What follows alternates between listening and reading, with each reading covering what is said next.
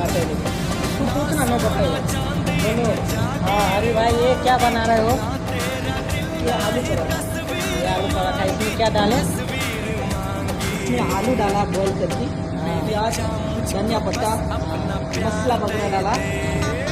और ये तो आपको मालूम है आटा है।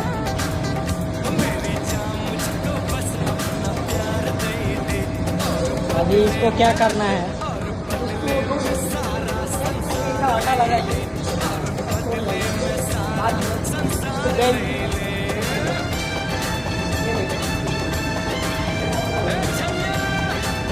आलू है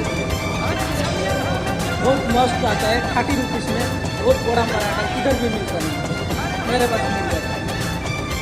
तो इसके खाने के लिए कहाँ आना पड़ेगा?